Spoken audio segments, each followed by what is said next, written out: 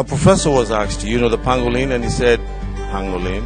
And then they said it to him in Yoruba, aka. He said, oh, bushmeat, pepper soup. Every second week in February, conservationists and friends gather to draw attention of the world to the most trafficked mammal on the planet, the pangolin. So, as a way of making conscious efforts to saving this shy, scaly, nocturnal creature from extinction, and to herald a long-term pangolin conservation initiative, campaigners gathered in Abeokuta, Ogun State, to mark the World Pangolin Day with a difference.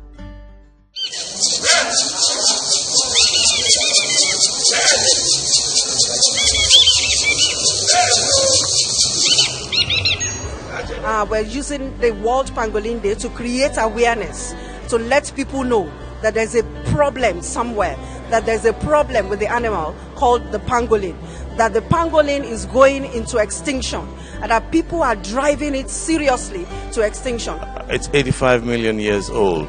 It's there in the wild, and in our traditional setting, it's been a part of us.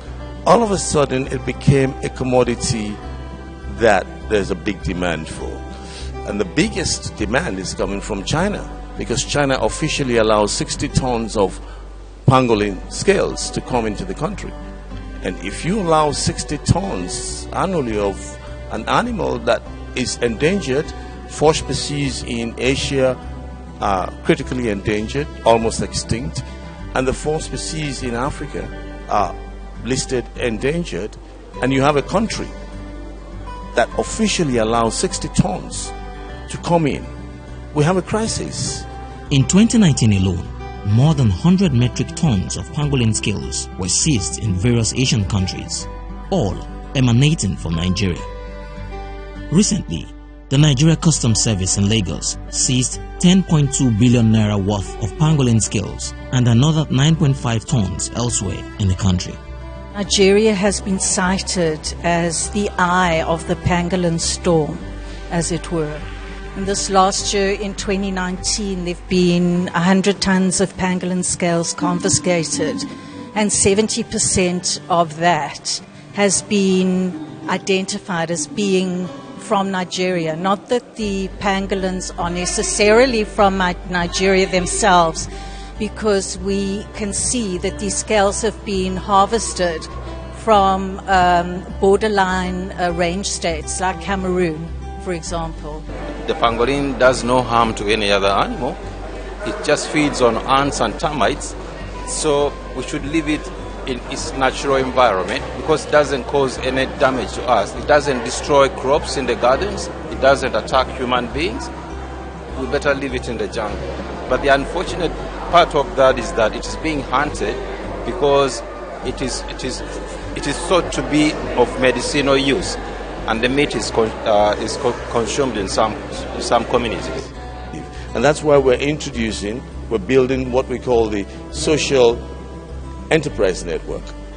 Bring all groups together, all the various trade groups, artisans and all of that. And we're starting off with the grass cutter.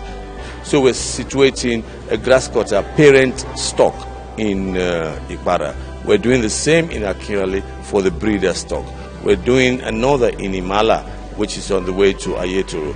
And in Ota, we're also doing another grass cutter farm. These are the pilot projects. But you see, while we're investing in production, setting up grass cutter farms, working with financial institutions, developing business plans, so people who want to go into grass cutter farming can easily develop their business plans, and we get financing for them. And then we're trying to, and this is the exciting part of it, all the bush bars, all our beverage bars, today they all sell fish pepper soup, ngwongwo, or cowtail and whatever. 25, 30 years ago, fish was not as big as it is today. But look at fish pepper soup, it's everywhere. We want in another 2-3 years, grass cutter pepper soup to be sold in every food and beverage bar. Once you build that base, then production is gone up. And what are you doing? You're basically tackling poverty. Are being taken advantage of, but unknown to them is the punishments that await them from both the law, constitution, and the divine punishment.